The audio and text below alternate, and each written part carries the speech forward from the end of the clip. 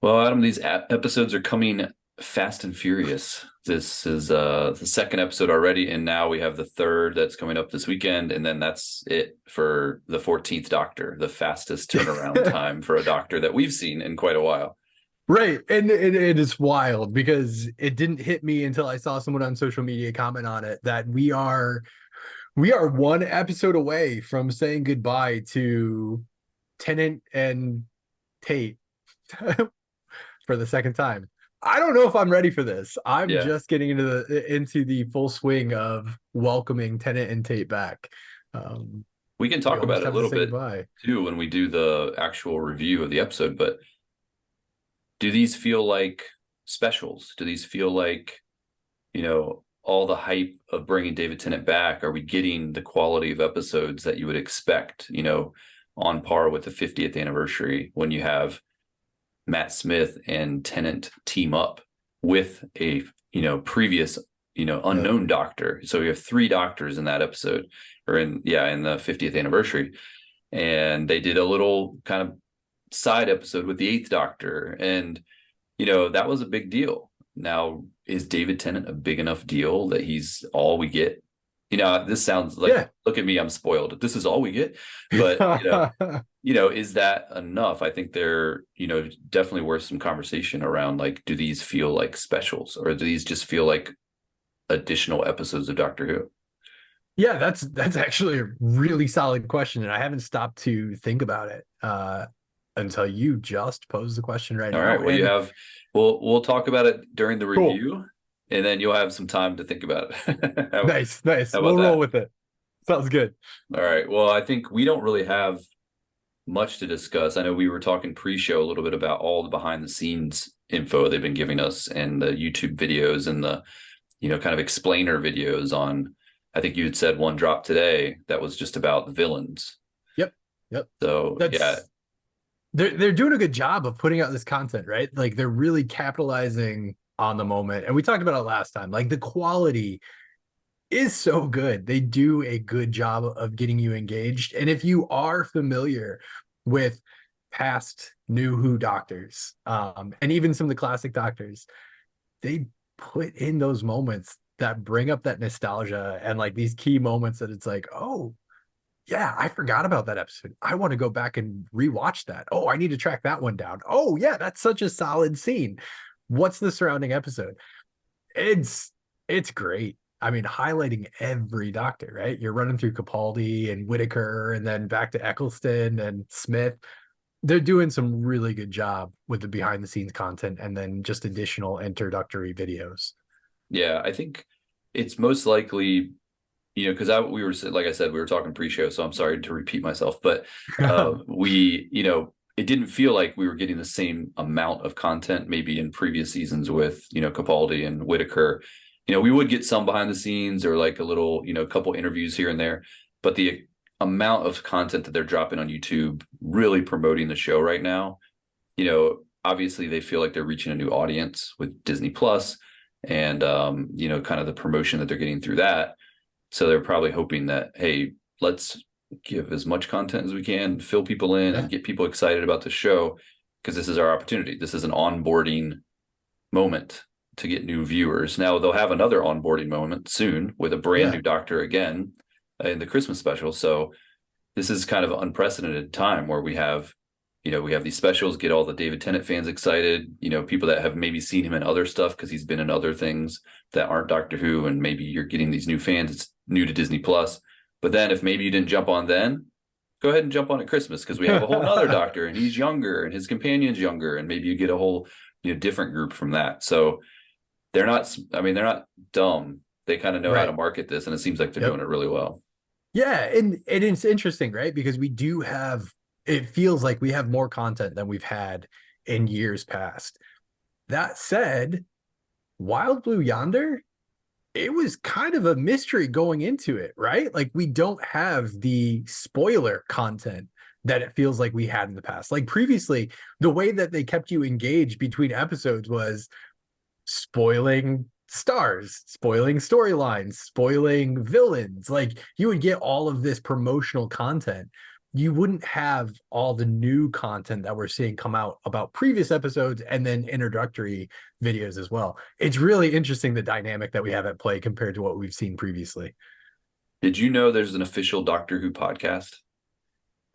I did not. Oh It's no. it's not us. No, it's For not anyone us. out there that thought it was, I don't think anyone did. But no, I came across it today because I was just looking up stuff about this episode, and I just saw like a thumbnail on YouTube that was like, oh, that looks like a podcast, but it looks like the official Doctor Who logo in the, it's part of their channel. So I'm like, what is this? Are they just kind of like promoting this podcast? And sure enough, they have their own podcast now. I think it's new. It seems Okay. new. Okay. Uh, and it's kind of, it's definitely different than kind of what we do. It's more of a studio show. They actually sit together at a table and talk, and they have official contacts and all that. So we're not trying to compete with them by any means. I think they had 48,000 views on the video that I watched. So that's about 48,000 more than we get. Yes. But Yeah. I just thought it was interesting because there was some cool information. I'll plug their podcast, go to the official Doctor Who channel, look up the podcast. I can't remember the name of it, but it's there on the official channel. But they actually had Davies there. Like Davies actually did little clips that he would kind of say, hey, here's the thing about the episode. And he did, I'm rambling about this, but it goes back to your point where there weren't a lot of spoilers about this episode. He actually brought that up on that podcast that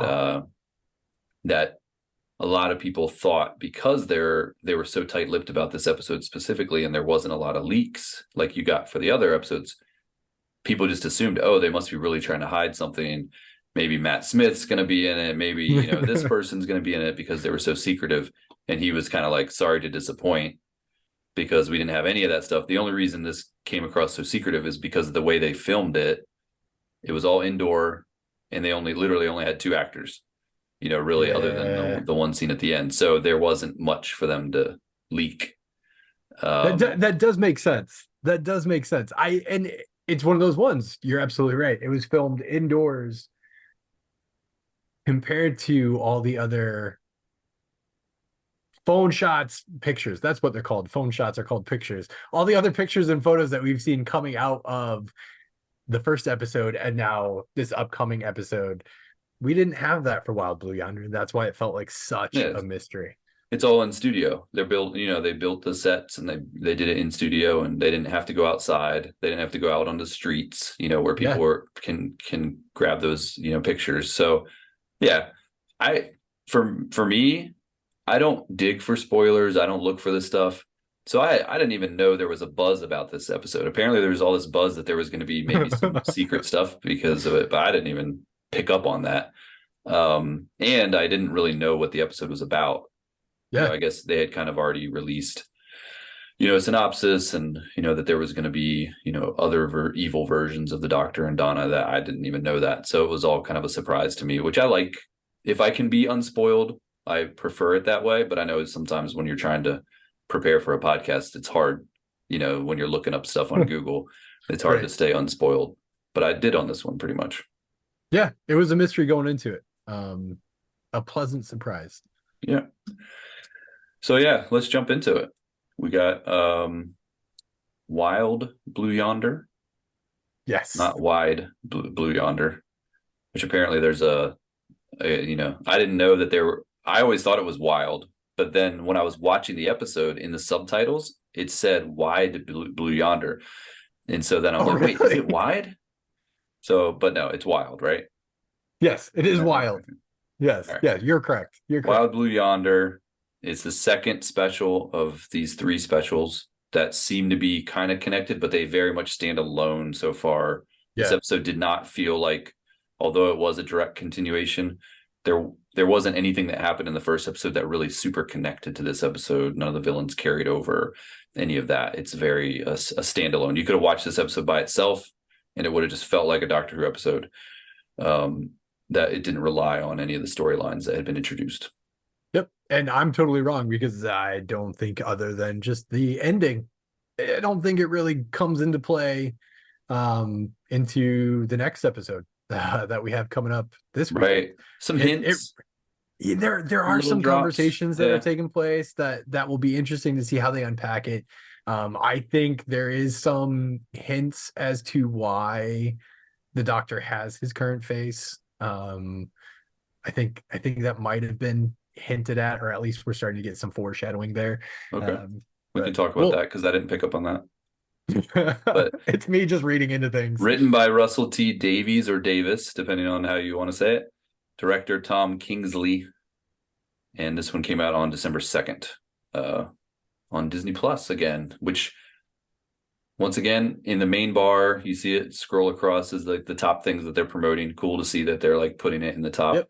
It doesn't have its own little tile yet. You know, you got No, the not Marvel yet. tile and the Star Wars tile, etc. Pixar, no Doctor Who tile. I think we need the universe to expand a bit before they give Yep. us our own tile. Right. But this Or one, get back content. If we could find some way to get past at least New Who hmm, on Disney Plus, then we get our own tile. And that's what I'm finding myself, and hopefully something like that happens moving forward. That's what I'm finding myself itching for. As yeah, more of these specials drop, it's like, ooh, I want to go back and watch that now. Ooh, I need to go back and check that episode. it would be Um, nice to have everything in one place. I yeah, don't know what the experience is like for people in the UK or in different parts of the world, but for us in the States, uh, basically you have the new stuff that's just now coming out as Disney Plus. Anything older than that, that's New Who. So Eccleston on to Whitaker is on HBO Max, yeah, and then anything older than that, BritBox. yeah. BritBox is the only place. You got to Yeah. go there. So yeah, there's like three different services you got to subscribe to really get everything, and then there's still stuff missing, even if you have all that. So Yeah, I do hope maybe Disney at some point, at least for the New Who, with Eccleston moving forward, that they could do a deal with HBO or something and say, hey, we're going to pay you X number of dollars and you're going to let us have the whole library. yeah, Because, yeah, it would be nice to be able to just pop into Disney Plus and be like, all right, let me look at all the Christmas yeah. specials, without having to Oh hop back. yeah. That would be really cool because it's that time of year. You got to Yep. start watching the Christmas specials. Yep. That's where my mind is at. I think we first need to see this become a success.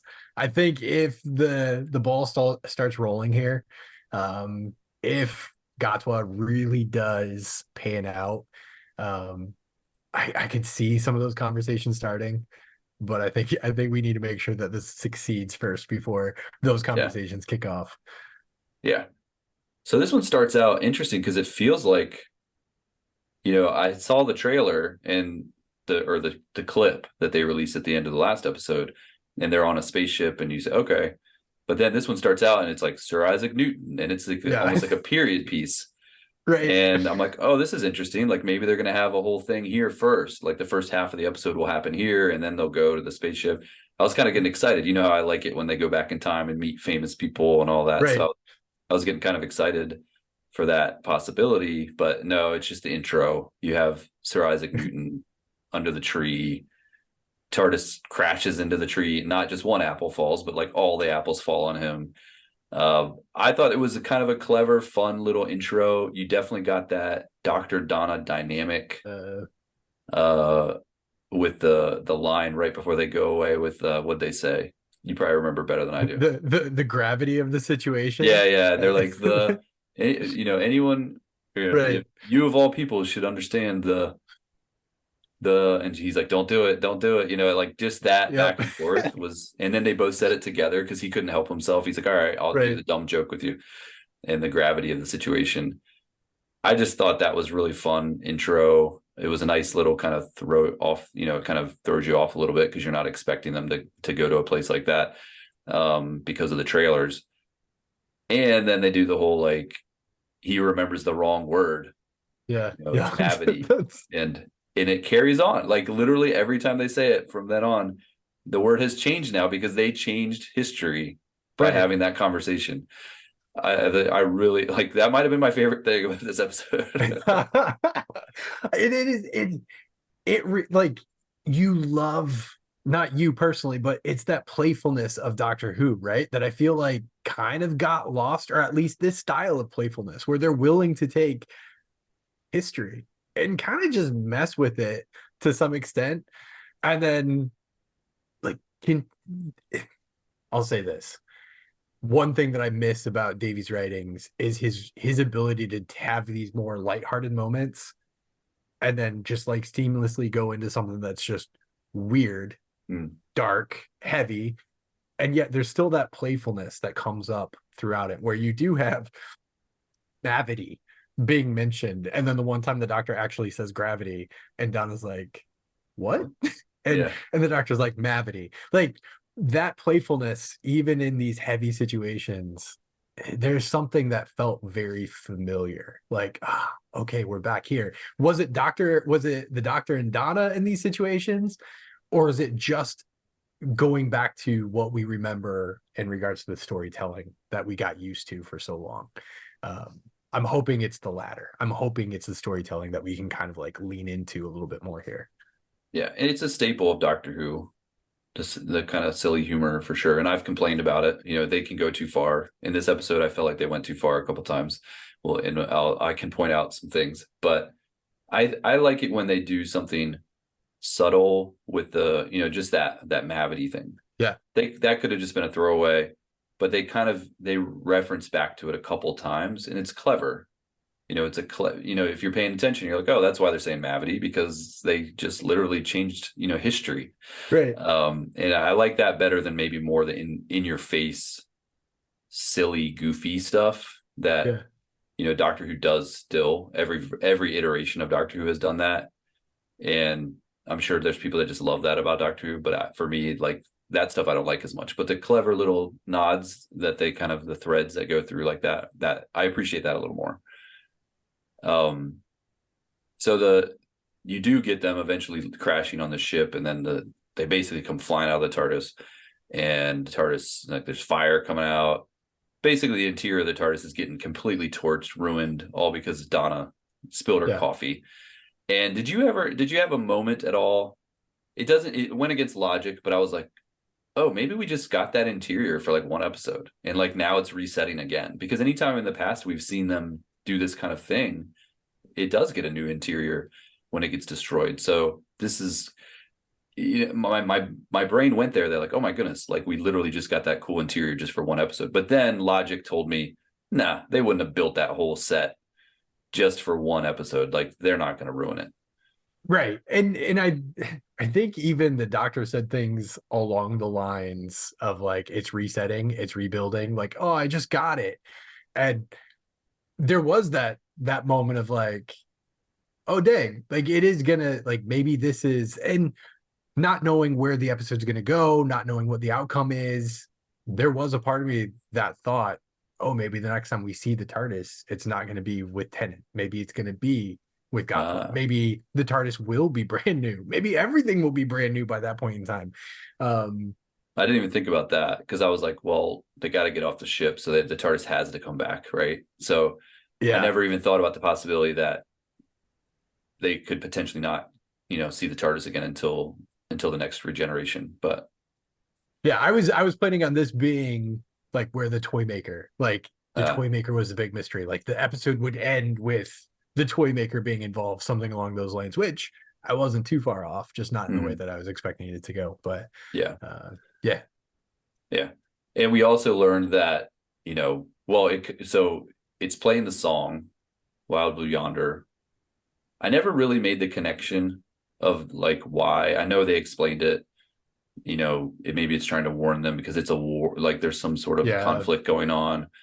It gave Donna a chance to kind of talk about Wilf and talk about her past and her memories of that. I'm kind of wondering if maybe there's something that is connecting, like next episode we'll be like, oh, that's why, because it never really was that clear to me, even with their little explanations as to why the TARDIS suddenly is playing like theme music for, Yeah. like it's never done that before, to kind of try to warn the doctor or try to tell the doctor something through music, not that I can remember. So it did seem kind of odd, and I never really felt like the explanation made sense.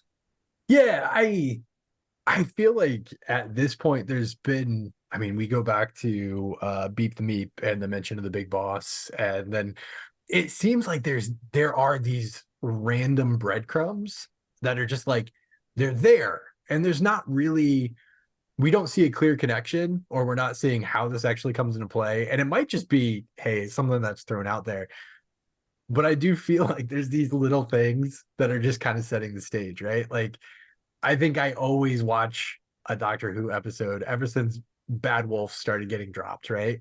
Like, where these little tidbits are, and you just want to see them turn into a bigger puzzle. And more often than not, they don't, and you're kind of left hanging. But every once in a while, we do get these gold nuggets, and it feels so good. So I don't know. Maybe Wild Blue Yonder is going to come into play. Maybe it is foreshadowing a big battle, the giant war, the good soldier, that type of thing. But I don't know. I don't know. Yeah, it did feel like there's more to it than what we got. Yeah. And there were definitely a few things throughout the episode that they kind of mentioned or dropped that you're like, this is a little bit of, like you said, they're dropping the breadcrumbs that maybe if you wouldn't even notice until after we watch the next episode, and then come back and rewatch and be like, oh, they were trying to tell us this or that based on some of the things that happened probably in the first two episodes. Right. That we just won't notice until going back on our rewatch. Yeah. And it is one of those things, right, where we are, or at least I am, enthralled by the characters that we're getting to see on the screen again, that there might be more things going on behind the scenes or in front of my eyes that I'm not picking up on because I'm just so amazed that I have Donna and the Doctor in front of me again. It is probably one of those things where once we get the full three, going back and rewatching the first two, you probably will be able to tie up a lot more. So the Sonic not only can make shields, but it can also reconfigure the TARDIS if you jam it into the keyhole. Like that's a new Yes. functionality. It also, I guess, once again, maybe this is something that we knew and I just forgot, but the TARDIS will leave if it feels like there's an imminent danger and come back when the danger is gone. The Doctor said, oh yeah, that's a setting I turned off, which is kind of funny because you would think, yeah, for the amount of times that he's gone into danger, this TARDIS would have been flying away every time. But no, he had turned the setting off. But because of the reconfiguration after Whitaker, then he said, oh, maybe it got reset. And so I kind of chuckled because we've joked over the years the idea of one of the main premises of a Doctor Who episode, or one of the main things that can happen is the TARDIS can disappear or leave or be taken. That sets up the conflict of the episode. It was like, here we are again. It holds true no matter who writes the episode. It holds true. It would be funny to take all the hundreds of episodes of Doctor Who and then just like categorize them. Like, okay, these are the separated from Doctor story, or just separated from the TARDIS storyline. This is the landed on a spaceship storyline. This is the back in time, meet a famous person storyline. There are some key things that kind of identify a Doctor Who story, and this has a couple of them. This is separated from the TARDIS and landed on a spaceship. Now, what we didn't get typically when you land on a spaceship is there's a crew. You meet people. They're in danger. You're helping them. This time we didn't get that. They didn't go down that route.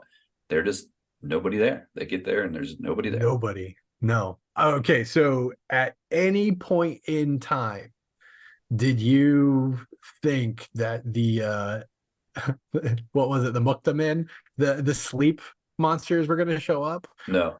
Did you ever have that concern, that flashback? The Muta.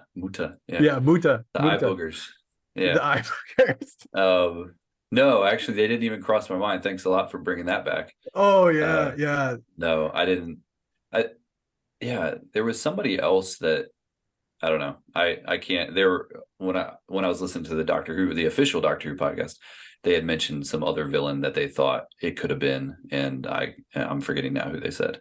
But no, there was no time that I was thinking, oh, it could be this, it could be that. Yeah. I just was like, all right, new thing. Even when they kind of come across, the entities is what I'll call them.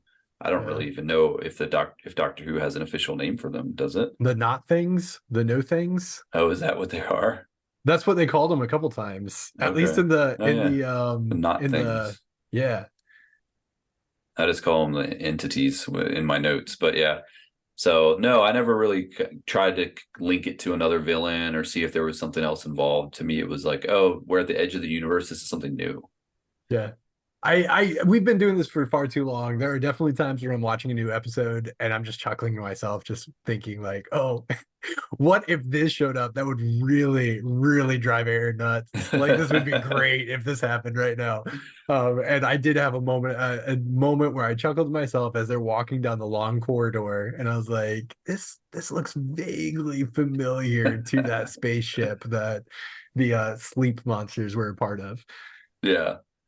So they're on this ship, like you said, long corridor. The ship starts randomly kind of reconfiguring itself. They hear a name that gets shouted out.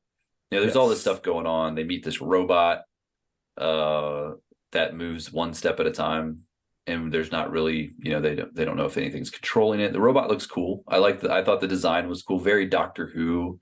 Yeah. When I think of droids or robots, there are some distinct styles that are like, oh, that's a Star Wars robot, or that's Doctor Who has a different style, right? You couldn't take a Doctor Who robot and put it into Star Wars without it looking a little weird. This is a Doctor Yeah. Who robot. It definitely Yeah. looked like something out of British television, No, I gotcha. I can see that. Definitely. Definitely. but cool design. And I did see some behind the scenes stuff on YouTube where they kind of talked a little bit about kind of they meant for as little as that thing was used, they kind of really went into a ton of detail, and it's a puppet. There's Oh, is literally it really? It's a puppet. There's puppeteers with sticks that you can't see Huh. because it's all like, green screen and all that. But there's literally like every step and everything. It's a puppet. There's nobody in there. Huh. Like, yeah, I just thought that was kind of cool. I never would have guessed that. Yeah. I mean, that's one thing. Like when they use practical effects, when they do have the puppets or there are times that they come across really well. They work really well. Yeah, that robot is one of them, I guess. Jimbo. Yeah, there's a Walking down the corridor. yeah. This episode had kind of both extremes because you had the practical effects with the robot, and then the other thing that they did with that was practical was like the big arms and hands, like Yeah, that part yeah, in that, we haven't gotten there yet, but that was the best part about those aliens when they did the kind of form changing and stretching and stuff. That part, because it was practical, looked really cool and scary, almost like these yeah. big hands, whereas some of the other stuff was a little more, bad special effects, kind of hokey, cheesy, not great. Well, I know we had talked about the Disney budget and maybe, oh, if they're working with Disney, maybe, yeah, we had talked about how great the intro looked and some of the shots. This definitely kind of went back to bad Doctor Who special effects when you compare it to some of the other modern things that are out there. right. Part of me wonders if it might have been slightly intentional to go to as great of an extent as they did to because these things could have been like top tier, disturbing, Oh, scary. They I got wish they the did. oh yeah, I know, Yeah. right? Like we probably would have loved it if they would have reached the echelon of Weeping Angels or even some of Smith's vampires early on. Like Mm-hmm. it was on that edge, and it probably could have reached that if we wouldn't have gotten the running down the corridor, expanding to the extent that they are just like goofily silly, very silly in their form and shape and mass. Like Yeah. that toned them down, and I think probably made the episode a little bit more uh family friendly because then you can look at them and be like, they're stupid, they're goofy. Yeah. I mean, since we're talking about it, yes, I agree with you. That part kind of ruined it for me. Yeah. That for them as being villains. When they first introduced, so we have the Doctor and Donna, they go and they find the filament room, and the Doctor has the whole scene where he pulls the thing out, it's like dripping stuff, and she's like, "Is that Right. safe?" And he's like, "Yeah." And then he tastes it, like Yep. that was great, like just classic David Absolutely. Tennant. Absolutely. And then he does the little like he acts like it actually affected him and starts choking. Oh, just kidding. I felt like that was Right. actually a little out of character for the 10th Doctor to kind of be prankster-ish. Like that didn't seem 10th Doctor like. So I'm like, oh, maybe we are seeing some differences in this Doctor where he's a little bit, you know, that type of banter with Donna isn't something that we've typically seen. Yeah. I mean, I wholeheartedly agree that that was one moment. And then earlier on, even when they were at the TARDIS and the TARDIS disappears, and he is very much on the verge of like throwing Donna under the bus, right? Like he wants to blame her. He's getting super angry. And at that moment, I was like, oh, dang, like, is he going to go just that extra step and show us a different aspect of this doctor? I'd take a step too far and be like, okay, he is a different doctor. But then he pulled it back and they make up. But then you get back to this other room and it's like, okay, there is something off. And maybe it's just 15 years. Maybe it's Yeah. just Tennant has been away from the doctor for 10 years. But there are these things that it's like, that's not quite the doctor I would expect, but it's not too far off. It It's feels just like like a something that slight variation. it felt almost improvised, like Yeah, like it felt like something David Tennant would do, right. on set as a joke, but like not necessarily something the 10th Doctor would do. I would push back a little on, and maybe you didn't mean it this way, but when the Doctor kind of loses it with her and kind of blames her, and Yeah. then he pulls back, that's very 10th Doctor. Like he did that with Wilf, right, he was pissed at Wilf, Yeah. like Yeah. about, Yeah. come on, like, and he's definitely had his moments where he's kind of lashed out at people that are trying to help him, because it's the forever dilemma of the Doctor. You're smarter than everybody else, so it is Yeah. sometimes when he's with these like normal humans, I'm sure there are frustrating times where he's just like, oh my goodness, if I just had someone with half a brain right now, I could, I Yeah. could actually get out of this situation. But I that's just the, wouldn't see it with Donna. yeah, Like he was on the verge of like, she's almost violent. Like there was something in his he's eyes like that was yelling like, at her, yeah. yeah, like he's gonna snap. And But then he cared so much about her too. Like he's like, we'll get right, through this. He like kind of reassures her. It's like almost like right, he realizes, okay, I'm taking it too far. Um, yeah, so yeah, but I do feel like that is in character for him. yeah, makes sense, makes But sense. yeah, like so we were getting to the introduction of the not things. Is that what Right, you said? yeah. The no things are the not Yeah. things So because they're from nothing, so they're yeah, they're the in not that things. room. The Doctor has to go to another room. He tells Donna to stay. No, who knows? Like it's just kind of like, okay, cool, timey-wimey Doctor Who sciencey Yeah, stuff. Like there's really not a good reason. The room he went to was like water pipes. I'm not sure right, how that all worked with the ship and how it functioned, but we don't need to know that stuff. So it's just a reason for them to be separate. right. And you get that scene where he comes in, the Doctor comes back into the room and kind of sits on the floor, and then he's kind of like he's got this different vibe to him, but it still Yeah, feels like the Doctor. It's almost like he has a moment to like, hey, let's just talk, and yeah, he's starting to say stuff to her, but then you get a sense like something's not quite right, and then they reveal pretty quickly that he's in two places at once, she's in two yeah. places at once, and then the reveal that it's not them at all. I thought that was really well done. I just Absolutely. all the dialogue was cool. Um, I thought the Doctor talking about what would happen to the TARDIS Yeah. and like what oh, it would be on this place and then people would discover it and then they would build a city around it and then the city would fall and it would still be there. And I'm like, I was loving, like, that was one of my favorite Yeah. Doctor Who Doctor monologues that had nothing to do with him trying to save the world. It was just him thinking about the stuff he thinks about. It was like he's thinking out loud of like, oh, what would happen to my TARDIS? And like I loved it. It was like this cool story that I'm like, oh, I want to see that comic, or I want to see that in Yeah. art Yeah. form, Yeah. Yeah. just the way he was describing that. Um, yeah, I don't know. That one, once again, probably not meant to be one of your favorite parts of the episode, but that stood out to me with Mavity as two of the best things that came out of this episode. I think I think in a way that I think in a way it is, right? Like they made that a focal point of that. Like it's not throwaway dialogue. It is Oh, it's very very well well written. written. Yeah. Exactly. Like, and again, we go back to Davies writing, right? Like during 2020, during COVID, he put out that short of Tennant returning to that cat lady with that he was with Rose and the face of Bo. And in that YouTube short, there is incredibly well written dialogue, just incredibly well written. That's the thing, that like Davies can slip these really well written pieces anywhere in an episode, and it just sparkles. And that's exactly what that was. Like, it's the scene as you have all this motion, as he's moving around, and you have Donna kind of creepily, because it's not really her, standing in the background, and he's just going off, and it is incredible. it Yeah, it's it was. yeah, anyways.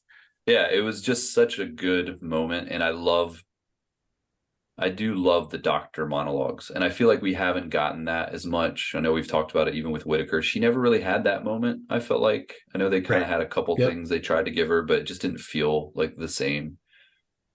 Smith had some great ones, and Tennant has always had some memorable, memorable speeches. And this isn't even Yep. a speech, but it's just like this moment of him to be able to kind of just dominate the screen, and for him to kind of deliver this really well written dialogue. And it really stood out as like quality TV. And where it connects is, he says, she's the only thing I have left. And then Donna, who's not really Donna, asks, do you miss Gallifrey? And like, that is that one question that I think then sets up a future Mm. scene where we are slowly unpacking, right? Like, again, jumping really far ahead towards the end of the episode, it's become very clear they've been apart for 15 years. And it's not like those 15 years is something that the doctor has just thrown away. Like, the doctor's gone through things, and he's Yeah. processing what he's going through. This line where he's talking about the TARDIS, or this monologue when he's talking about the TARDIS, and Donna follows up with, do you miss Gallifrey? Like, it's a very pointed, it's like starting to unpack, peel back the layers of the doctor that I think are probably going to come up when we get to the toy maker. Like, we are going to find out the reason why. Sorry, I'm going to stop here. I'll go into it a little bit later. No, But well, to me, we can this is a jump to it huge thing. soon. Yeah. I know. I think because it does connect. She asked if he missed Gallifrey, and then he's like, I do, but that got complicated. Yeah. And so you're like, okay, yeah, it did get pretty complicated. And I think sometimes we forget how much has happened Yeah. since Donna's seen him.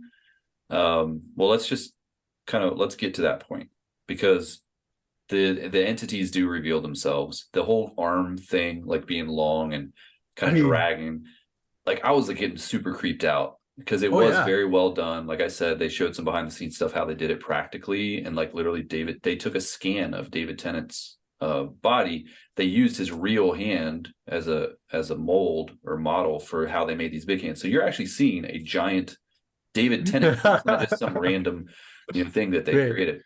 And they showed him like utilizing, like he puts his arm inside the prosthetic, and then he actually has a thing that inside of it that he can control. So when he moves his Okay. fingers, the fingers on it move. So when you see the fingers and stuff moving, that's him moving his fingers. So like, watch the behind the scenes stuff on YouTube. But that was so cool and so creepy Uh, with all of that, with the prosthetics and the practical effects. and even how it was delivered, like him just sitting there. And at that point, honestly, it probably should have been obvious way sooner. I was wondering if there was like some time component where it was like, okay, when David Tennant's in the room, we're seeing him in the past, and now Mm. this is him in the present, because Donna doesn't immediately go into the room. So you do have like this moment of uncertainty. But when the doctor's like, oh, we get hungry, don't we? And it's like, there was a brief moment where it was like, is he still getting like Used to him. used to Yeah. the regeneration, right? And then he's like, my arms are too long. And it's like, okay, well, he also has made comments about his teeth in the past. Like, my teeth are different than what they should be. And so it's like, okay, regeneration stuff. And then it like slowly starts to dawn on you, because Donna shows up, and then it's like, oh, dang, this is messed up. The Yeah. way that they set it up, and how it was delivered prior to even the weird arms and all that stuff, it was a good reveal. Yeah. It It was was a a really really good good reveal, and then it got bad. We talked about the chasing through the yeah. corridor. They kind of get comically large. The faces start to stretch in weird ways, which can be creepy. But I think because of the special effects being so just bad, and not bad, I don't know, bad's not the right thing, but it's just not super polished, believable special effects. It's very comical. It kind of ruined kind of scariness of them at that point for me, because it was like, oh, they've just become a joke now. Yeah. They've gotten themselves stuck in this corridor. So I wish they had, if they had just left that out completely and just kept them as these regular sized people, that are kind of like popping in and out, and you have to figure out, am I talking to the right person? Am I not talking to the right person? And just kept it at that level. I think it would have been a lot more effective for me as a fan Yeah. to really be like, oh, this is a cool new bad guy that I hope we see again. But when Yeah. they did the whole like them getting jammed in the corridor and their giant heads and stuff, I was like, all right, it's kind of silly. Agreed. Agreed. I mean, they could have done the whole like slow shamble of a zombie. Like, oh, you can get away from them because they can't run yet. Like, there's other ways they could have handled it to give that Right. suspense. I mean, even taking it a step further and having Doctor and Donna jump in the little shuttle, like, even that was a little much for me, where it Yeah. was like, now they're in this little golf cart as the Yeah. hands That are even like made it more grabbing it silly. and they're Yeah. spinning around. And She's like hitting the hand with, whatever, yeah, yeah, it was right. kind of, I wish personally, personal preference, I would have rather them not done that's they've gotten that silly with it, because other than that scene, pretty Yes. much the rest of the episode, it's all very effective and creepy, and Oh, you yeah. really kind of see these things as like, oh my gosh, like don't let them out. We hope Right. they don't, With the and then the doctor and Donna get away, then they get separated, fall on different floors, and then it's like, okay, you're setting up for them to then have that uncertainty again in regards to if they ever find each other, how do they know? And then when they come back together and Yep. they're grilling each other to find out who's the real Donna, who's the real doctor. And those moments were even tense and really well done with the doctor, the not doctor taking off his tie and being like, oh, okay, well, I don't have my tie on. So now when we see a doctor that has a tie on, then that's not the real doctor. Those exchanges were really good. But that's where the other mention of Mhm. Dr. Donna, Gallifrey, 15 years, like all that stuff starts to come up again, which I think is absolutely key. Yes, yeah, that's where we get the first, we kind of get the first mention of things that happened with Whitaker, right? Yeah. She Yep. talks about the flux, which I was Yep. like, oh, okay. Yeah, I I did I not was kind of expect that to wondering. show up. Yeah, I was kind of wondering how much they were going to kind of refer back. I didn't think they would just throw Chibnall's stuff away, but I Right. did think maybe they would take a little bit of a break from it. And Yeah. maybe even this is not, they mentioned it. It's not like maybe it doesn't play into things, for a while, but I like that they did. It's nice. It's a nice Yeah. nod back to, hey, we didn't forget what just happened. I actually kind of forgot from a Flux perspective when he got really emotional about it. Be like, yeah, I lost half the galaxy or whatever because of this. And I'm like, oh yeah, I kind of forgot that it was that big a deal, because Yeah. and we talked about it even when we watched the Flux stuff, that after it happened, and then they had the special after that, I think, and we're kind of like, Right. it seems things seem normal now. Like, It's didn't resolved. didn't half the people just die? Like, Right. so it was, it wasn't really resolved, or maybe it was too resolved too Right. quickly for our taste. But now, he's bringing it up again, and so we get the mention of that, and we also get the mention of he doesn't really know where he's from, which is, even though they don't say the term timeless child, it's the first Oh, official yeah. mention of the timeless child, paradox, or not paradox, but storyline, um, Yeah. in the new stuff, and they kind of did it pretty quickly. So I do wonder if this is more than just a nod back, but also like, hey, this is going to be something the doctor's going to be thinking about moving forward. Yeah. I think to me, this is the keystone for why we have Tennant back and why Donna is so important. Because Donna, what they gave us is, yeah, the memories, all that stuff. And it's later on in the episode, Donna's like, oh, it's too big. I can't see it.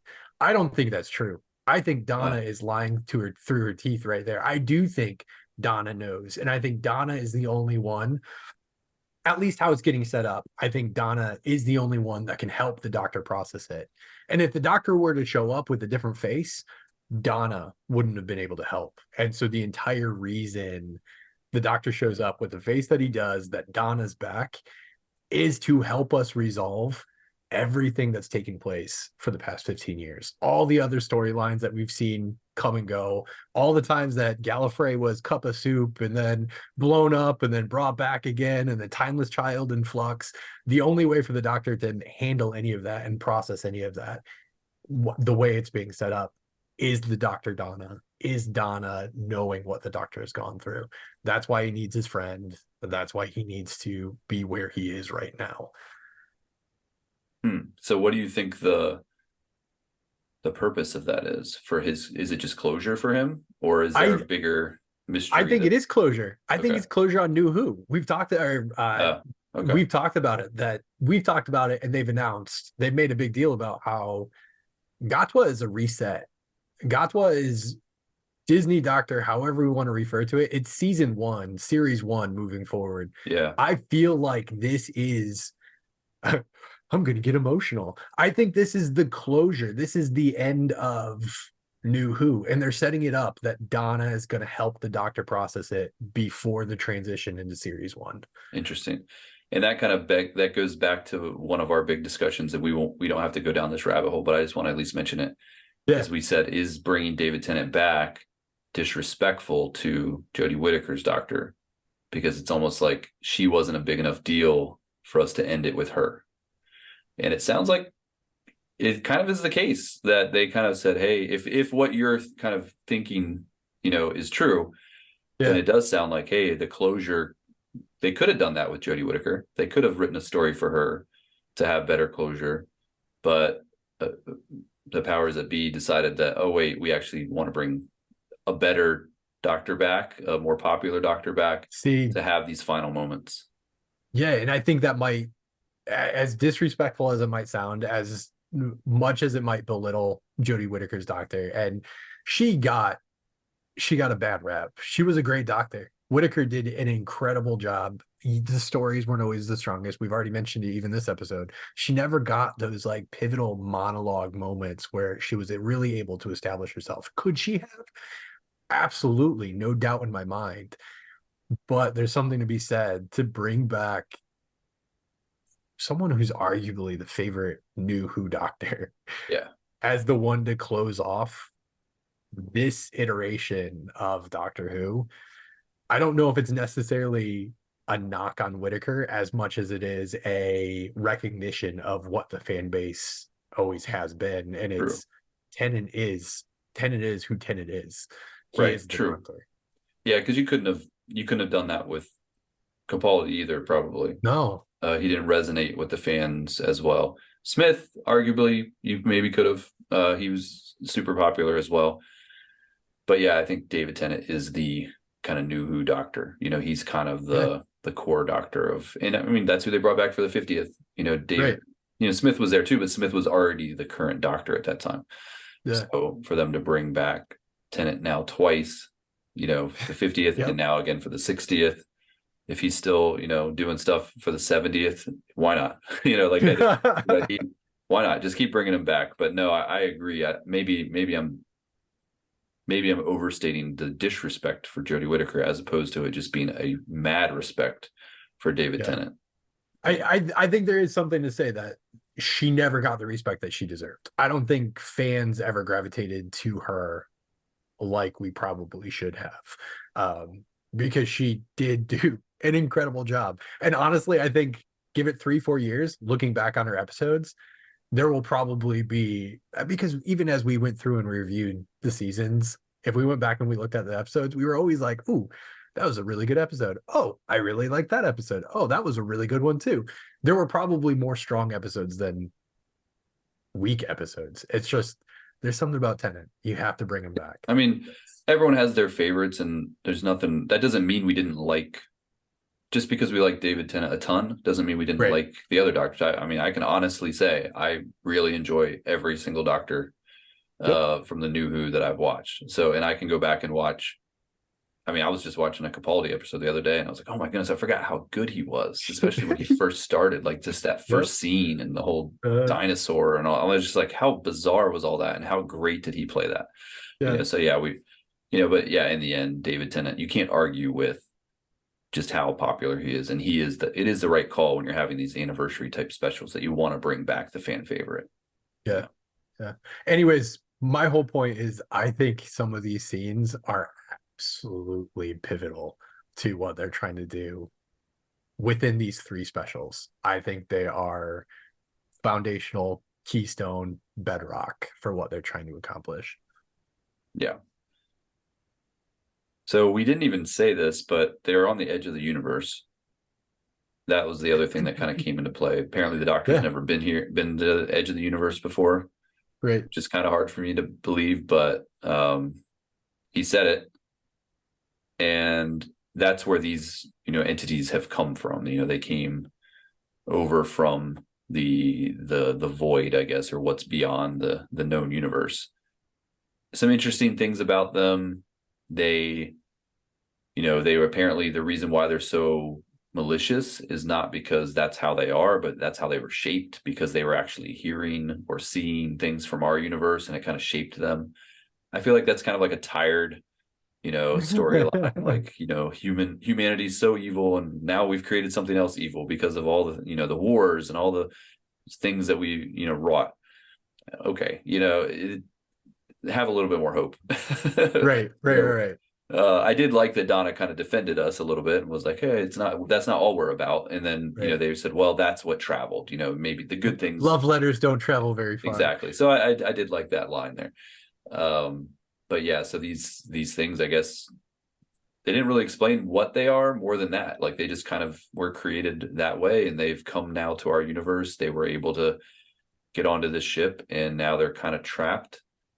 But the Doctor starts to figure out, I guess, the mysteries of like what the open airlock meant, and all of that noise, that banging noise, and all of that kind of happens throughout the episode.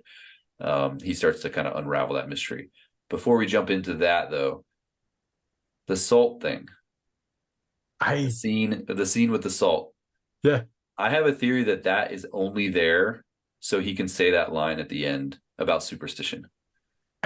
Okay. I want to know what that line at the end about superstition means. Okay. Am I missing something? Have I missed something?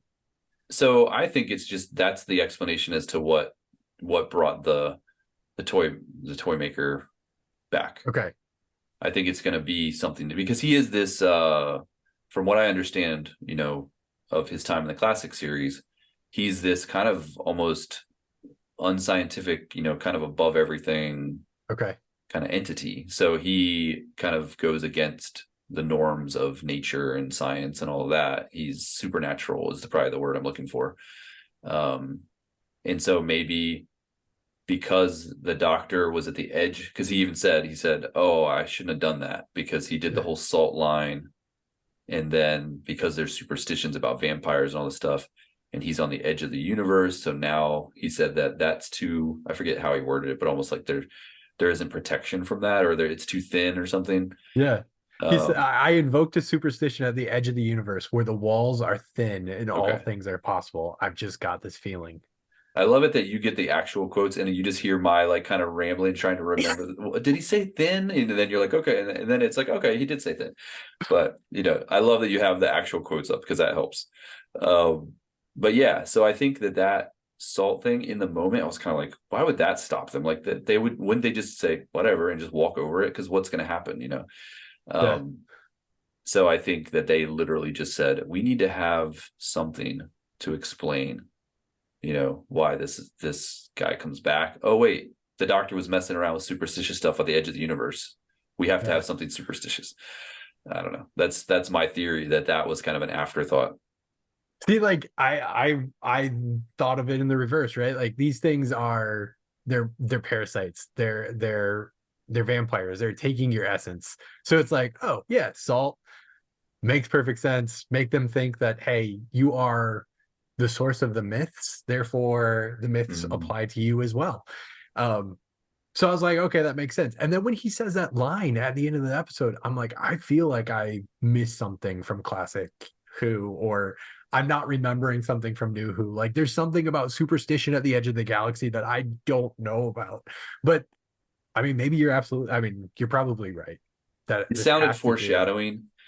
Right. And the only Absolutely. thing that, what Because else could they be foreshadowing? I mean, we only have one more right. episode with Tennant, and we know who's coming. So I think that that's going to be kind of like his explanation as to like, oh crap, it's my fault that he came back because I Yeah, was messing around. Yeah, because he says, I have a feeling, and Donna's like, what? And he says, I have a feeling of something which is gone. Fine, good, onwards. Like he I think you're right. I think it is foreshadowing. I just that whole line about I'm like, I feel like I'm missing. Is this another shadow proclamation thing? Like you don't invoke superstition the same way that you invoke the shadow proclamation. never invoke superstition at the edge of the galaxy. Come on, Adam, you don't know this? That's I'll be careful. Now we I'll be know. careful moving forward. But yeah, so we were talking about the doctor kind of starting to figure things out. So they get, they're kind of continue to run away from these guys. They start to figure out, or they see trying to remember how it all happened. They see the body or the Yeah. skeleton of the captain. What they figure out is the captain, outside of the ship, and then they're realizing, oh, the airlock thing, that wasn't them getting in. That was the captain like committing suicide, because the captain Yeah. was basically like, we can't let these guys out. They were slowly trying to, I guess, or become the captain. So then they Right. would have the knowledge probably of how to fly the ship and how to kind of get back into the universe. So they were basically, the captain's basically like, I'm going to risk or sacrifice my own life to make sure these guys never get away and set some things in motion. That's why we have the ship reconfiguring, because it's actually reconfiguring to be a bomb. That's why we have the slow robot, because the captain knew that by slowing things down, they wouldn't be able to understand it. Okay, like it is like, I kind of bought it. It made sense to Oh me. yeah. Um, Absolutely. because it seems like they need like speed. They need things to be thought of quickly, and they can't kind of wrap their heads around things that are happening too slow. And so I was like, oh, that's kind of a clever explanation. I actually liked it. Um, yeah, so everything starts to come together. But the catch is, if the doctor figures it out, because Yeah. they are becoming a double, they also figure it out. So he can't.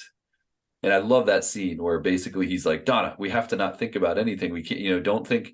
And so he's just sitting there, and then and then that the entity kind of realizes, whatever, dude, like we know how much you want to think, Yeah. so they Yep. start saying, oh, what about this? What about that? What about this? And I love that he just couldn't help himself. Yep. Yep. And his brain immediately goes into overdrive and he starts piecing things together, and then all the stuff hits the fan, right? Everybody figures things out at the exact same time, and then he's trying to stop them from getting on the air, or the not the airlock, the door into the Yeah. corridor. Yeah. And the one thing I will, if you want to gripe, is the little clip thing that was hitting the side of the ship, and that's apparently what was making that noise. I'm like, that would not be making this clanging noise that would go across the entire ship, and there's no sound in space anyways. But yeah, I kind of was like, that as an explanation as to what that loud clang was. Right. I didn't really buy that. I was just kind of like, something a little bigger and harder would have had to been hitting the side of that ship to be making it, reverberate through the entire ship. I mean, the wind was blowing that hook back and forth against the ship. I Just mean, slowly. that's what happens. The Boom. wind. Right. That's yeah. That's there. I mean, it's one of those things, right? Like watching the episode, we go back all the way to those circuits that they were taking out. It's like, cool. I don't know how this works. That's awesome. Yep, those things. The ship reconfiguring for self-destruct. Have we ever had to have a ship actually like reconfigure itself Yeah. so that it can I was thinking the self-destruct? same thing. Typically not. I was like, oh, that's interesting. They apparently designed the ship to be a bomb if needed. Right. But The it whole kind of, I mean, it had to be that way, I guess, for the story. right. So it just kind of, you just go with it. Yep. And then the whole thing about like why are they scaring us? Like they could just follow us around and slowly, well, they freak us out because then our blood pumps faster, adrenaline starts kicking in, and the faster we move, the faster they can actually become us. I So like that. I was like, oh, that makes complete sense to me, actually. Like, I love, sometimes Doctor Who gives you explanations. You're just like, okay, like, it right. doesn't really make sense, but I'll just go with it. I felt like some of the explanations in this one were made more sense to me. Like, even though maybe it still is kind of grasping, it's like, okay, like, yeah, that is true. Like, if I'm in peril, my brain is going to react faster because it's in survival mode, right? And so Yeah. that's I'm thinking and then if they're trying to kind of speed things up, then they need me to be thinking quickly too. So why, of course they want to scare me. Like I was like, okay, I buy that explanation. It's a creativity though, right? Like you don't fall into these norms of what a ship is supposed to do when it self-destructs, how a ship is configured, where it's all wires and all this other stuff. Like Doctor Who continually puts in front of you something that takes what you expect and chucks it out the window. Like it doesn't fall into the exact same patterns. Not every spaceship's the same. Not every monster is expecting or is scaring you for the exact same reason. Like there's always creativity behind it. Sometimes it lands, sometimes it doesn't. This one was great. Yes. And the doctor kind of explains why we don't understand stuff too, because we don't know about, Right. We're know, not clever. Yeah, we're not there. The 21st century, we're not there yet. What did he say about some kind of math? Once you discover that, then this will make more sense or something. Like, yeah, that'll be our go-to now. If we don't understand something to Doctor Who, it's like, oh, we just don't get the Boolean flat math. We there you haven't go. discovered it yet. Yes, there it is. Yeah, that's what we'll have to remember that. But one thing I wasn't clear on, even after a rewatch, is what was the doctor trying to do at the end when? So we realized that the robot's going to blow up. He's going to push the button to blow everything up. The doctor decides, okay, we need to speed up the countdown. Yeah. But then what was his plan to get off the ship? And why was he running? Like, I wasn't clear as like, was he trying to stop the robot from hitting the button? Because I thought he wanted it to hit the button. Yeah. No, my read on the situation was because he apologizes to Donna. They're going to blow up the ship and they're not getting off of it. Oh, and so he's trying to keep the door shut. And then once the others open up the door, he opens up the door and he's just trying to tackle them. He's just trying to stop them so the robot can press the button. So he's running after the guy not to stop the robot, but to try to stop him from stopping the robot. So basically the doctor's like, yeah, Donna, we're going down with the ship. Right. And it's not until the other dude turns into a running on all fours and sprinting at cheetah pace that the doctor's like, oh yes, once the threat is eliminated, the TARDIS will come back, and it's a time machine, so it knows the threat is gonna be gone, so it's gonna come back early. He had no plan. He was just gonna go down with that's what I was, because he seemed surprised when he realized, oh wait, the TARDIS is gonna come back. I was like, oh wait, you didn't know that? You didn't already figure that out? I thought now it makes more sense. Yeah, he was just basically willing to go down with the ship. Yeah. And so this is the second episode, 2 episodes in a row, where basically he's like, oh, sorry, Donna, you're going to have to die. And Donna's like, cool. Like 2 episodes. Yeah. They can't have 1 episode where Donna should live. Not going to happen. Donna always has to die. I mean, I think Donna will survive the 3 episodes, I think. So Donna's going to actually survival predictions. Donna's actually going to regenerate. I'm sorry. She's actually Ruby. She gave up. She let it go. She doesn't have the energy anymore. So I don't know. They could always easily there was still a little bit of residual Doctor Who energy in her, so she can become Dr. Donna again if they need her to, I guess. So we get all that. Basically what, the doctor realizes the TARDIS is going to come back. The TARDIS does come back, and he has a moment to save Donna, but he doesn't know. There's 2 Donnas. Both of them are putting on a convincing show as to which one he should take with him. He guesses wrong, which I think is hilarious, because it wasn't like, it's a total Doctor Who thing to say, oh, he picked the wrong one, but he did it on purpose, and this is why. Yeah. He totally just picked the wrong one. Oh, yeah. Which is hilarious. Brings her onto the TARDIS, and then realizes only because he measured her, her wrist. her wrist, that it was off arm by length. whatever. Yeah. That he's like, oh wait, you're not actually Donna. And then he was 1 scan away from letting Donna die and bringing this alien entity onto the TARDIS. So I thought that was pretty funny. Yeah, I thought he chose the right Donna though too, because like the way that it's set up, it's like, why is Mrs. Bean funny? And one of them is like, because it's the name of a vegetable. Like that seems like a no nothing logical. Yeah, that seems Yeah. like the nothing answer. And then the other one was because it is. It's like, oh, like Doctor That's Who, why because it is. It's that's why it great. fooled the doctor, because it was such a good Right, copy. And he even says that it was already 99.9% Donna. So right. basically it Yep. was at that point basically Donna. So that's why he was fooled. Yeah. But yeah, he go quickly realizes it's the wrong Donna, kicks her out, brings the right Donna in. They escape the ship just in time, blows up. I guess these entities can be killed by fire. They're we're hoping they're gone. Totally a kind of Yeah. thing that could come back, Oh because yeah. we don't know how they can be killed. We don't know if they're just now floating around. There could be like Emperor Palpatine. They're just like out there waiting to come back. They're So just gonna pop back in. yeah, somehow they came back. Yep. I expect that this is a villain that we could see again. And I wouldn't mind it if we saw him again. Just maybe don't do the whole inflate them into the size of the ship or whatever. But yeah, I thought they were a very cool idea and very well executed for the most part. And I after the episode was over, I turned to my wife and I was like, "That was pretty cool. I like that episode." She's like, "Yeah, me too." So it's a good one. Nice, nice. Yeah, it was a good one. And I think although it's not a direct connection until the next episode, I think there are enough breadcrumbs. I think there were enough key moments that it plays into that three part special of David Tennant. Um, there's also just a lot of fun stuff in it. There really is. Yeah. You say you think Donna's lying at the end. Yeah, I was I going to think it ask you is. that, but so interesting that you brought it up before I even asked. Yeah, I kind of got maybe the same sense, but she convinced me by the end that she didn't know. I like that they said, kind of Dr. Donna would have remembered or had the capacity to, yeah, but she doesn't remember anymore. I don't know. Like I kind of bought it that she didn't remember, but it will. I just don't know if Donna's gonna be around long enough for it to matter.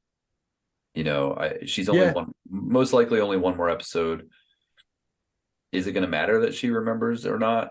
If she was going to be a recurring character through Shutigatwas, maybe she is. Who knows? She could come back more.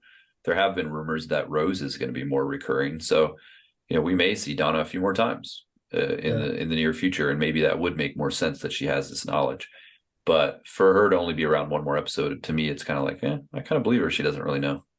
Yeah, I think she does know. I think she pulled a straight up mom on Tennant. I think she's like, nope, I don't remember because Tennant needs to be the one that brings it up, and he needs to be the one that starts the conversation. She's not gonna pry. She's not gonna dig in. She knows how nasty it is, and the fact that she even asks, like, what have you been doing? And the doctor responds, robots chases waterfalls. Like she wants him to go deep and he's not going to. And when someone doesn't want to go deep, you don't force them to. So I think she does remember. I think she's just biding her time. I think it's going to come up next episode. Next episode. I Okay. do. I do. I think that's what brings about the what is it? Ghosts. They have unfinished business. That's why they come back and stick around. Tendon is a ghost. He came back. He's sticking around until unfinished business is done, and then he's going to regenerate. I think it has to be resolved for Gatwa to show up. Okay. So let's talk about predictions then. Yeah, yeah, yeah, yeah. Well, I guess we should at least finish off the episode. They do land. Wilf is there, so we get a That's nice. yep. We know. He's the actor is sadly passed, so it's nice to see him again. Glad he got to do a little bit more with Doctor Who. I feel like he would be in the next episode too. It makes sense that he You would would be. think. Yeah, So maybe that not the last we've seen of him. But yeah, we get they land, everything seems fine, but then all of a sudden it's just like stuff's blowing up, a plane's crashing, the episode ends, and we know based on stuff we had seen previously from like set pictures and videos that were leaked and all that, we kind of know where all this is going, because we've yeah. seen the scenes of them in the street and the chaos and the character dancing around and what's the actor's name again? Bernard Cribbins. No, the guy who's playing the toy maker. Oh, the toy maker. Oh, I know I'm blanking on it. We should know yeah. as Americans. They're bringing in this big American star, and we both Dang, what's blanked his on his name? name. Doogie Howser, not Doogie Howser. Neil Patrick Harris. Okay, Neil Patrick so Harris, that sparked it for me. Uh, NPH. yeah, Neil Patrick Harris. We know, we've seen the scenes. We talked about it in previous episodes. We kind of know where this is all going. So, um, predictions. Do you think? Well, first of all, I had said I think Donna makes it through. You think she makes it through too? She Yeah, I doesn't think she die. makes it Okay. through. No, I don't think she does. Donna or Doctor. This is what I'm curious about. Do you think his regeneration is because he dies, or do you think he chooses to regenerate? We've never really seen that. Yeah, yeah. Like, I don't want to go. We know Tennant didn't want to go last time. Maybe this time he just wants to go. Maybe he's just willingly starts his own regeneration. Can I they mean, do that? Can you yeah. regenerate on purpose without it I think being caused by something? I think you can. Yeah. Didn't didn't one of the Time Lords on Gallifrey with Capaldi's doctor choose to regenerate, or did they get shot and then they I thought they regenerated? died. Yeah, I think they got shot. It was Yeah, forced. maybe that's what happened. I mean, I know like I it's essentially like the War Doctor kind of he kind of just like says, "Oh my," he doesn't die necessarily. He just starts to yeah regenerate. So maybe, yeah, maybe you get to a certain point, you can kind of just be like willing, just be like, "All right, yeah time to regenerate." Doesn't seem like it I happens often. I think that's an interesting question, and if you wouldn't have asked it, I probably wouldn't have leaned into it. I think playing with my theory of everything that's happened up to this point, the conversations that taken place, I think he chooses to. I think he comes to grips with his demons from the past 15 years and he's finally feels ready to move on. Yeah, I I mean, it think would be, also to your point, it's interesting. It would be an interesting juxtaposition to him saying, like, I don't want to go, to this version of him saying, I'm ready. yeah, he's finally like gotten to the point where he is willing to let go. Yeah. Yeah. Yeah. Yeah, Yeah. I think that'd be a very poetic end. yeah, it makes sense.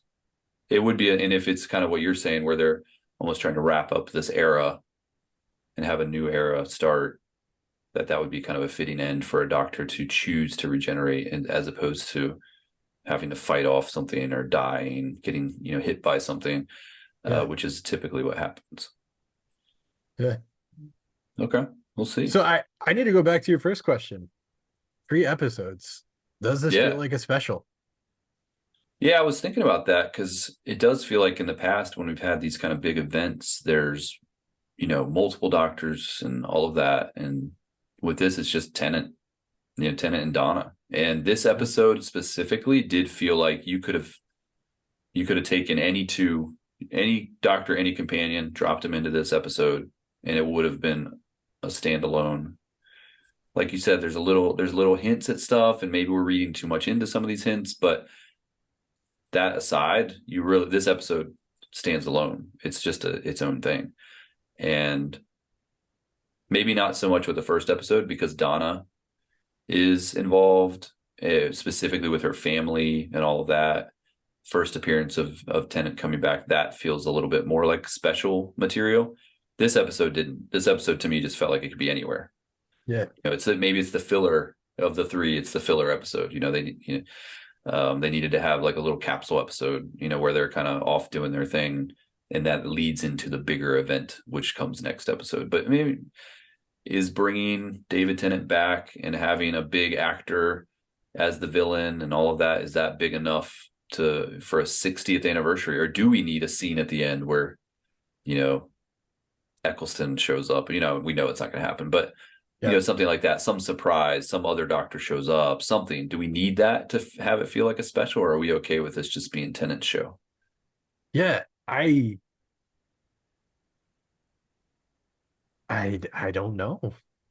It doesn't feel like a special. It really doesn't. Like, these feel like 3 David Tennant as the Doctor episodes. At least the first 2 do. And I'm trying to think through. I'm trying to process if having Neil Patrick Harris show up in the third one is that event component, right? Like, you have a big name actor, well known in the US, showing up. Is that enough to like amp this up to, okay, this is actually special. What I was trying to look up really quick is the timing. Because if we come in at the 45, 50-minute episode for this third one, it will probably feel like, oh, this is just another episode. Um, yeah, I don't know. These just feel like three episodes.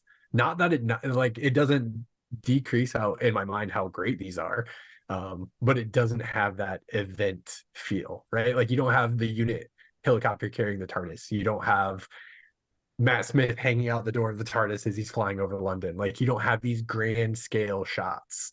Um, I yeah, think, it's interesting.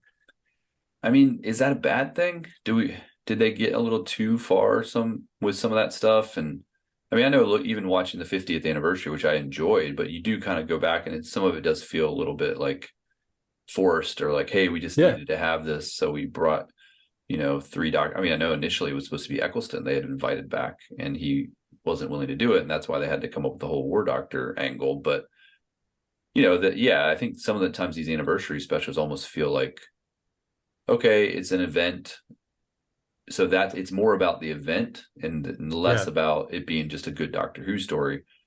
So maybe this time around they're like, hey, let's just make some cool Doctor Who stories. And it just happens that we're going to bring back the most iconic Doctor for a lot of people.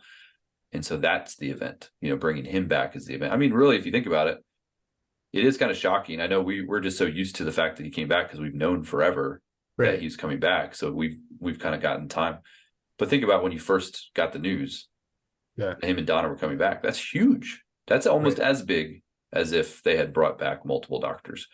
Like to have him come back, and not only come back for a special, but to be the 14th Doctor. Like he's a new regeneration, but it's him. I mean, this is unprecedented stuff that they've never done with Doctor Who, they've never done with this character. So I guess, yeah, I think it is worthy of the 60th anniversary. It's just a different way than they've done it before. Yeah, and honestly, I think I would take three solid stories over one event because what we are being given, it is special. I mean, these are, to your point, even about the dialogue or the monologue that Tennant delivers just in this like brief period. It's an awesome example of solid writing. We have that brief moment with the Doctor being the Doctor, and we haven't had that for a while. I would take three episodes where we have these like moments of just incredible dialogue or incredible writing sprinkled in over an event where you give me a bunch of people and it's just there for the spectacle. Doctor Who has always been the story. Yeah, and for all we know, they could have, maybe they reached out to Smith, and maybe they reached out to some other actors. Hey, what are you guys willing to do? Let's figure. And this is what they kind of landed on. There could have been those attempts, and maybe just didn't work out. And then they're like, hey, Yeah, well, we can get Tate and Tennant back. That's the best we can do at this moment. right, right. Yeah. And Tennant did say in an interview that the original idea was that it would be flashback episodes with him and Tate. Oh, interesting. That the original plan was it to not be a new regeneration of the Doctor, but them just kind of doing these flashback stories. So, and then he said that got scrapped, and then they moved forward with this idea. He said he wouldn't say what that story was because he thinks maybe RTD will eventually use it. But so they were probably thinking a lot of different options, depending on Yeah. who they could get back. So, yeah, I think I'm fine with this being the way they do the 60th. And is it a success? Let's see what the next episode is like. How cool is that going to be? And if that lands, then I'll see it as a success. Yeah. Yeah.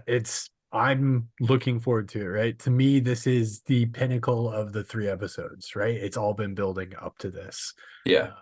And it's crazy to think that it's already almost over. I know we said it right at the beginning of the episode, but I'll say it again. Like, it seems like we just started, last weekend we watched it, and then we watched, and next thing you know, on this Saturday, it's over. David Tennant's run as the 14th Doctor is over. It's the shortest run as the Doctor with the exception of the 8th Doctor, having a made for TV movie.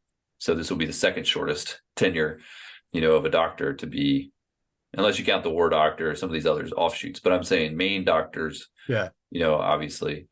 It's such a fast. So we're going to see a new regeneration and then another regeneration in 3 episodes.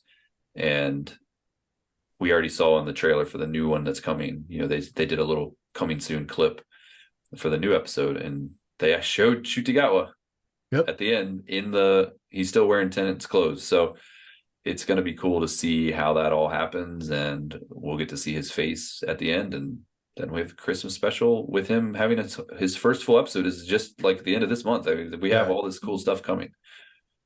I think that's going to be the most special thing is that, like, yeah, we have Tennant's regeneration. We have Gato showing up this weekend, and then we wait a week, maybe two, Like 2 weeks, and then yeah. we have a Christmas special, and we have the new Doctor.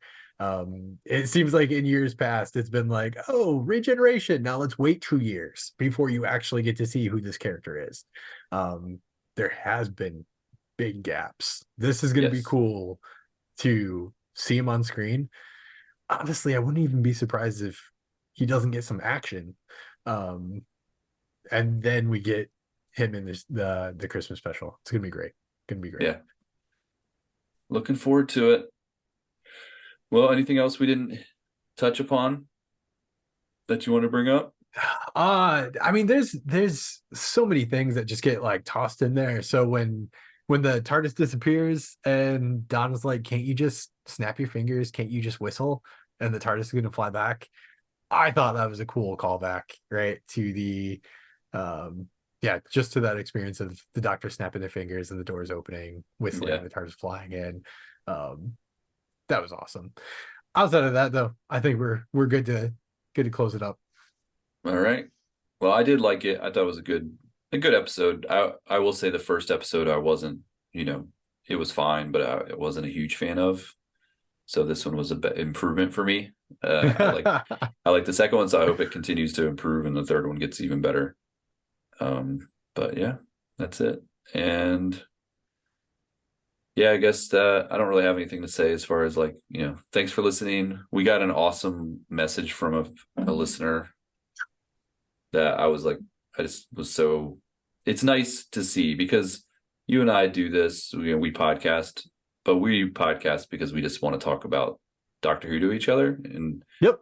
we just talked about how we've been doing this for like 10 years now, which is crazy to think. But our intention, even when we started this and through the 10 years of doing this, was never to become a huge podcast or have a huge fan base or make tons of money or become famous. Like that's just never, we both have families. We don't have time for that, Right. So it's just been kind of a labor of love. A lot of times just kind of enjoying talking Doctor Who to each other. But it is nice occasionally to hear from a fan and say, hey, I just discovered you guys, or I just listened to all your episodes, or I love listening to you guys. Yeah. And we got a really nice message. Let's see. I was going to say the person's name. I'll just say their first name. So Gray, thank you for the nice message that you sent us. It meant a lot to just kind of, because every once in a while you're like, should we keep doing this? Is it worth the time it takes, the effort to record and edit and put it out there? Is anybody even listening? So Right. to occasionally hear from someone that they appreciate the effort and that they like what we do was nice to hear. So I appreciate that message. Absolutely. Yeah, I mean it does mean a lot. And it's I mean, we're both fans, right? Like we legitimately like talking about Doctor Who. We legitimately like watching the show. And I don't know, fandom can be weird. Fandom can be interesting sometimes, but to know that you can actually talk and discuss Doctor Who and have people listen to you and like it resonates with people and people enjoy it and people want to take part in the conversation. It is something special. I never thought that we would be in this position, right? Like we set out, as you mentioned, we just wanted an excuse to talk about Doctor Who. We were done. We were tired about doing. We were tired doing it over cubicle walls. Like Yes. we actually wanted to put some of our crazy thoughts and theories, record them and put them out there. So it's awesome. It means so much. It's something that I bring up with random people. That it's like, yeah, someone actually reached out. Someone sent us a really cool picture. Like these are Yeah. things that they put a smile on my face, right? They make you excited to record and keep talking, to engage a little bit more. But Yeah.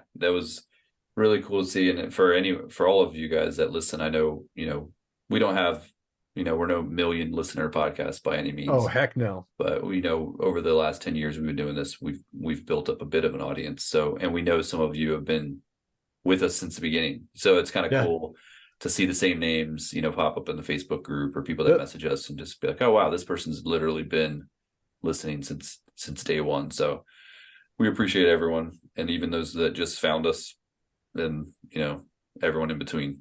So Yep. Yep. Yep. Yep. Appreciate it. cool. Well, until next time. It's a superstition and it's true. Two things at once. Two Two things at things at once. once. You're lying. Then walk towards me. Come on. Stop copying and make up your own minds. Cross the line. Just blow that salt away. It made me think of the show Supernatural. Have you ever watched that show? Yeah. Yeah. Yeah. Yeah, Yeah. yeah. It made me think of that because they would do these, they'd capture a vampire or some kind of entity and put salt around them and stuff. So it made me think of that. But